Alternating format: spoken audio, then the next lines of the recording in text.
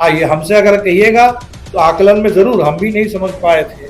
हमने सोचा कि नीतीश जी उधर से एक तरीके से थक हार करके आए हैं, सेवानिवृत्त होकर के आ गए हैं, फिर जाकर के सेवादान करेंगे उस तरफ, ये हमें उम्मीद नहीं थी। तो भारतीय जनता पार्टी ने खरीद फरोख्त को एक तरीके से कला में तब्दील कर दिया। इसको माना जाता है कि बड़ा स्किल है। इसी पर लोग कहते हैं मीडिया में चाणक्य का काम चल रहा है कि कौन कितने विधायकों को तोड़ सकते हैं, खरीद सकते हैं, किस पार्टी को, सरकार को गिरा सकते हैं। तो हमें लगता है कि राजनीति की परिभाषा बदल देनी है। सत्ता कब्जा करने के लिए, सत्ता में बने रहने के लिए आप कुछ भी कर सकते हैं। ये जो भारतीय जनता पार्टी ने मॉडल स्थापित, जिस दल के उम्मीदवार के रूप में जीते हैं उससे हटना चाहते हैं, तो पहले आप इस्तीफा दीजिए और फिर जनता के बीच में जाइए।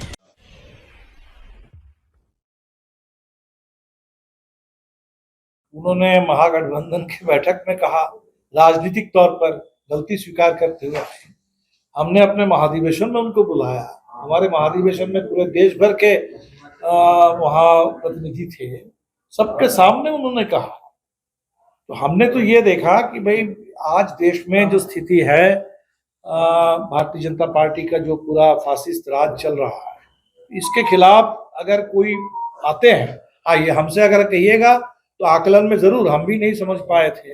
हमने सोचा कि नीतीश जी उधर से एक तरीके से थक हार करके आए हैं, सेवानिवृत्त होकर के आ गए हैं, फिर जाकर के सेवादान करेंगे उस तरफ, ये हमें उम्मीद नहीं थी। बिल्कुल हमने सोचा था कि आप आए हैं इतना दिन रहने के बाद, जैसे शिवसेना वाले भी आए हैं, एनडीए से और भी कुछ लोग आए हैं, ये जरूर हमने सोचा था कि आए हैं तो आप कहेंगे।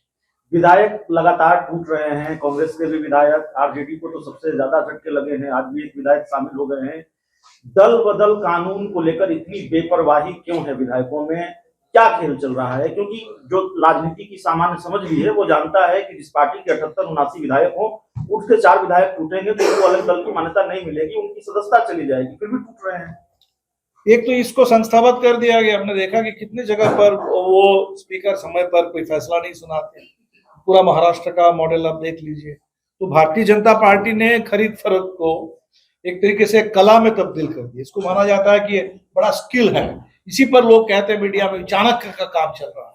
इसी को चाणक्य नीति बना दिया गया कि कौन कितने विधायकों को तोड़ सकते हैं, खरीद सकते हैं, किस पार्टी को, सरकार को गिरा सकते हैं। तो हमें लगता है कि राजनीति की परिभाषा बदल देनी है। जो सबसे ज्यादा शुचिता की बात करते थे एक जमाने में, और चाल चरित्र की बात करते थे, आज आप उनकी राजनीति आप देख सकते हैं। तो उनके पास सत्ता छोड़कर का कुछ भी नहीं है।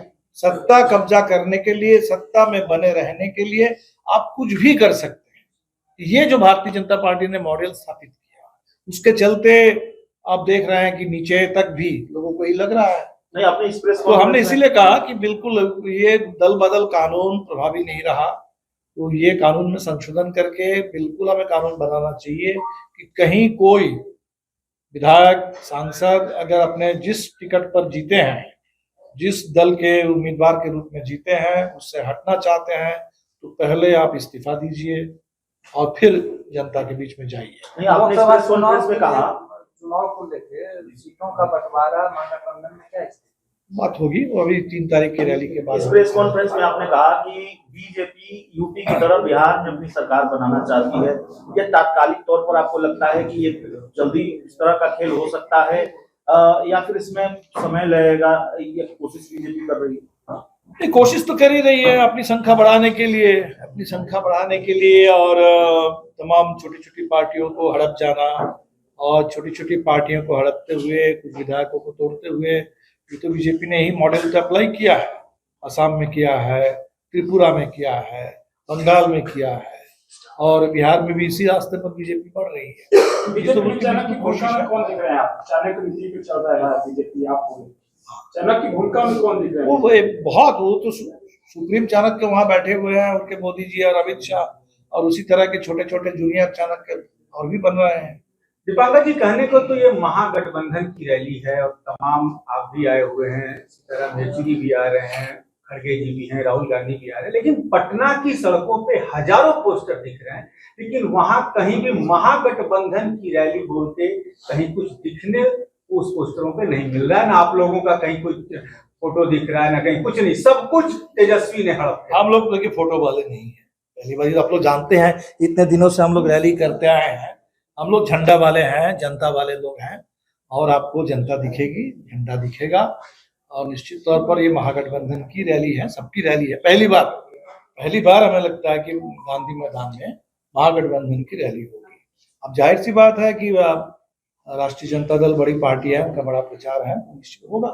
एक अंतिम सवाल शुभांकर जी आपसे और ले लेते हैं। सिवान, गोपालगंज तेजस्वी गए, वहां पर यदि आपकी पार्टी ने इज्जत नहीं बचाया होता तो वो मैदान भी नहीं हारा होता।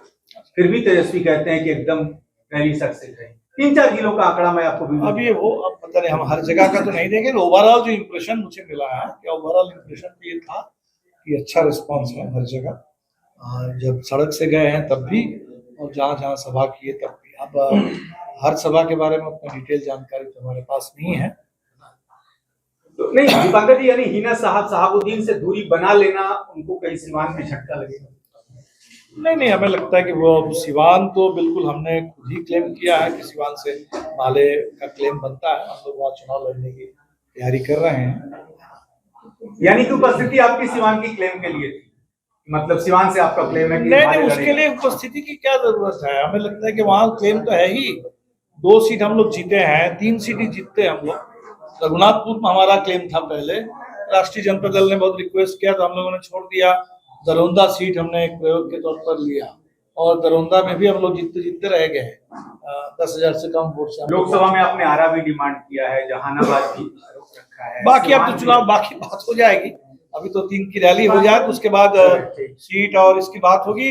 9 और 10 तारीख को पटना में हमारे पॉलिट ब्यूरो की मीटिंग है, और उसी मीटिंग में हम लोग फाइनल सीट और कैंडिडेट फाइनल 9-10 की मीटिंग में कर रहे हैं। दीपांकर जी, आप मानते हैं कि दल विरोधी कानून समय से लागू नहीं होता, इस वजह से तमाम राज्यों के जो विधायक है कहीं ना कहीं इधर से उधर जाते रहते हैं, कोई कार्रवाई नहीं होता है, कहीं चले जाते हैं, आखिर क्यों? बिल्कुल, इसमें 2-3 बात है। एक तो वो कानून बहुत प्रभावी नहीं रहा। भारतीय जनता पार्टी जिसकी आज सबसे ज्यादा सरकारें हैं, उसने इसको एक तरीके से एक राजनीतिक नीति बना दिया है।